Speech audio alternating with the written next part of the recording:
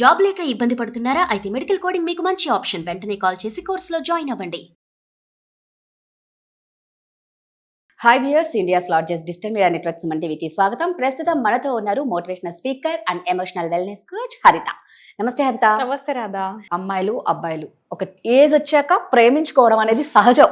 అమ్మాయి అబ్బాయి విపరీతంగా ప్రేమించడం వల్ల అవతల పర్సన్ ని వాళ్ళు ప్రతిదీ భూతత్వంలో పెట్టుకొని చూడడం స్టార్ట్ అయిపోతుంది.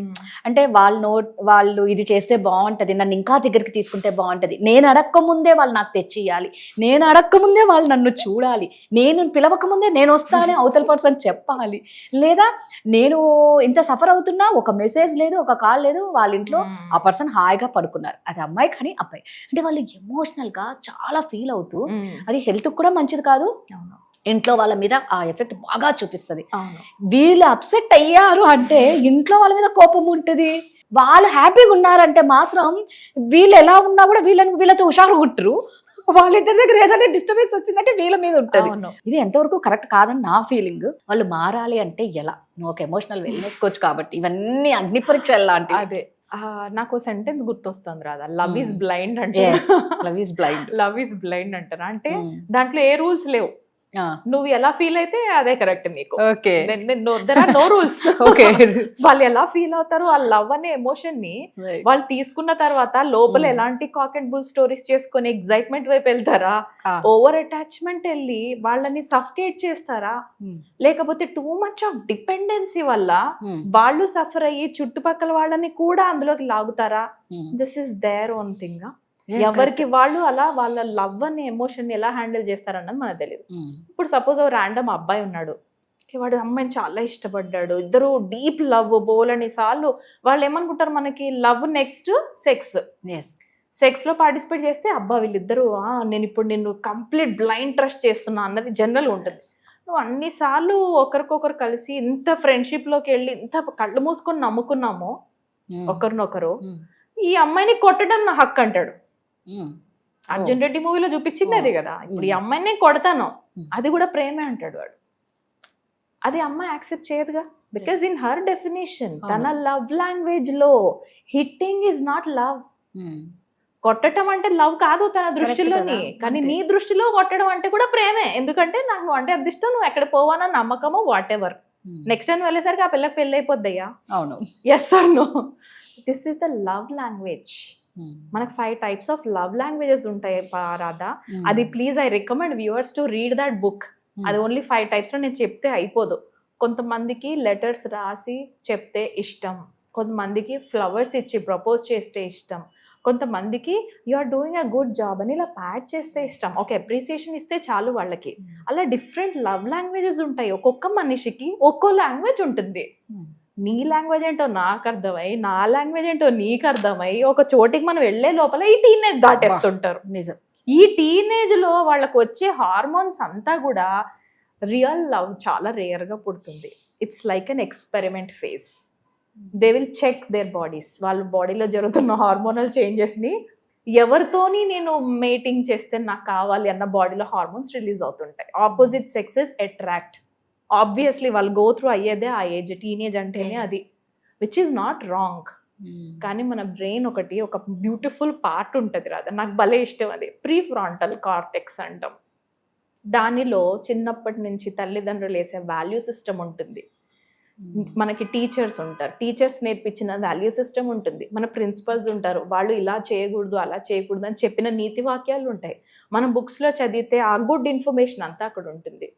నీకు ఇంకొక పార్ట్ ఆఫ్ ద బ్రెయిన్ ఏం చెప్తుందంటే, ఒకసారి కానిచ్చేద్దాం, 16 years కదా, నేను ఇప్పుడు 16th బర్త్డే వచ్చింది, 18th బర్త్డే వచ్చింది, నవ్ ఐఎమ్ రెడీ అని ఎవరికన్నా అనిపించి లవ్ని నెక్స్ట్ లెవెల్ తీసుకెళ్లారు అనుకుందాం. For him it is like okay. లేకపోతే ఒక అమ్మాయికి నెక్స్ట్ లెవెల్కి వెళ్దాం అని బాయ్ ఫ్రెండ్ అనింది, this is not okay. No, ఇక్కడ ఆపేది ప్రీ ఫ్రాంటల్ కార్టెక్స్. ఆ వాల్యూ సిస్టంలో నీకు చిన్నప్పటి నుంచి పేరెంట్స్ ఏం నేర్పించారు, నీ కంట్రోలింగ్ పవర్ ఎలా, నీకు ఇన్ఫర్మేషన్ వచ్చింది, అది యాక్టివేట్ అయ్యి నేను హోల్డ్ చేయగలగాలి. ఇప్పుడు కాదు, మన జాబ్ వచ్చాకనో మ్యారేజ్ అయ్యాకనో అని పోస్ట్ పోన్ చేయగలగాలి. ఇంకొకటి వెరీ ఇంపార్టెంట్ థింగ్ చెప్తాను రాదా, ఈ లవర్స్కి ఒక్కసారి సెక్స్ అయిందంటే do not expect the love will be there. Sometimes వాళ్ళు మిమ్మల్ని చెక్ చేస్తూ ఉండొచ్చు. చెక్ చేసిన తర్వాత మీరు లైఫ్ లాంగ్ ఇలాంటి పార్ట్నర్ నాకు అవసరం లేదనిపిస్తే they will immediately say breakup. Check చేసుకుంటారు. బికాస్ హ్యూమన్ బీయింగ్కి, మన బ్రెయిన్కి ఆ లవ్ హార్మోన్స్ కావాల్సిందే. ఆడపిల్లలు కూడా, ఐ విల్ సే, నేను మా ఫీమేల్ క్లయింట్స్ కూడా అదే చెప్తాను, be very cautious about your hormones. Periods అయిన 1 week 10 days లోపల మీ హార్మోన్స్ చాలా పీక్స్లో ఉంటాయి, వావి వరుసలు మర్చిపోయేంత స్టేజ్లో ఉంటాయి. So be very sure. ఆ టైంలో కొంచెం బయటికి వెళ్తున్నప్పుడు లోపలనే మీరు ఒక డీల్ చేసుకొని బయటికి వెళ్ళాలి. అదర్వైజ్ మీ ఎనర్జీ వాళ్ళ ఎనర్జీ లా ఆఫ్ అట్రాక్షన్ ప్రకారం కానీ కలిసాయో, లైక్ అట్రాక్ట్స్ లైక్ అయిపోతుంది. This is very important and very important subject. So ఈ ప్రేమ అనేది ఎక్కడ దారితీస్తుంది? హార్మోన్స్ చేంజ్ వల్ల వాయు వరుస కూడా తెలీదా? ఆడపిల్లల్లో చాలా హై లెవెల్లో ఉంటాయి రాధా, అది మనకు తెలియదు. మనకు అనిపించుకుంటది, మనకి సొసైటీలో మనం చేసిన కండిషనింగ్ మనల్ని కొంచెం కంట్రోల్ చేస్తుంది, which is good, but still మనలో ఎఫెక్ట్ ఉంటుంది. సో ఈ ఆడపిల్లలు, నా బ్రాండ్ నేమ్ ఏమో సుఖీ రాధా. ఏంటి అంటే నీ ఎమోషన్స్, ఆడపిల్లల గురించి కదా నేను చేసేది బేస్గా. మన ఎమోషన్స్ ఎలా ఉంటాయో నేను రీసెర్చ్ స్టార్ట్ చేశాక, ప్రతి ఆడపిల్లలో ఎమోషన్స్ మూన్ లాగా ఉంటాయి. We follow monthly cycle. ఆ సూర్యుడు, చంద్రుడు ఎలాగో ఒక టైంలో ఫుల్ పౌర్ణమి రోజు అందరం బయటకు వెళ్ళి ఇలా చూస్తాం కదా, 2 నిమిషాలు అబ్బాయి రోజు చంద్రుడు ఎంత బాగున్నాడు అని. అలా అమ్మాయిల హార్మోన్స్ ఉంటాయి. We will radiate high. Periods అయిపోయిన వెంటనే కంప్లీట్గా ఎంజాయ్ చేస్తూ గాల్లో తేలుతూ ఉంటారు. బాయ్ ఫ్రెండ్ ఒక మాట అన్నా ఏం పర్లేదే నా ఓడే కదా అని వదిలేస్తారు. And they will be radiating higher. అదే వైబ్రేషన్స్లో ఉంటాం. స్లోగా స్టార్ట్ అవుతుంది. చంద్రుడు ఎలా అమావాస్యకి వెళ్తాడు, we will go into that cycle in our emotions. అక్కడికి రీచ్ అయినప్పుడు విల్ బి లైక్, వాడు పాపం ప్రపోజ్ చేసి వాడి ఈ అమ్మాయికి నచ్చిన గోల్డ్ గిఫ్ట్స్ ఎన్ని అయినా తేని. హస్బెండ్స్కి కూడా ఇదే చెప్తాను, మీ వైఫ్స్ ఎన్ని అన్నా గిఫ్ట్స్ తీసుకొచ్చి పెట్టండి, ఆమెకు నచ్చిన బిర్యానీ తే, కాఫీ తే, what ever you bring, but still she will be like, కానీ ఇందులో అది లేదు, నువ్వు ఇందులో అది చేయలేదు, because she is in that cycle. Yeah, తను ఉన్నదే అమావాస్య మోడ్లోని. ఎమోషన్స్ జీరో అయిపోతాయి ఆ టైంలో. వాళ్ళకి ఆ టైంలో పాజిటివ్ మైండ్ సెట్ ఉండదు. వాళ్ళు ఎందులో అయినా సరే ఏదైనా వెతుక్కొని ఏడవాలి అని అనుకుంటారు. అమావాస్య టైంలో don't try to be positive, let that pass. ఆ 1 week 5 days 6 days అమావాస్య పీరియడ్ని క్రాస్ చేసేయండి. Once you are again out of these periods, again you will grow higher. మళ్ళీ రేడియేట్ హై లెవెల్గా అవుతావు. మళ్ళీ మనం ఫర్గివ్ కూడా చేస్తాము, వెళ్ళి ఫర్గివ్నెస్ కూడా అడుగుతాం. ప్లీజ్ సారీ, నేను లాస్ట్ టైం అన్నది ఏం పట్టించుకోకని. We are changing very, and మనం కంప్లీట్గా మూన్ సైకిల్ మీద డిపెండ్ అయి ఉంటాం.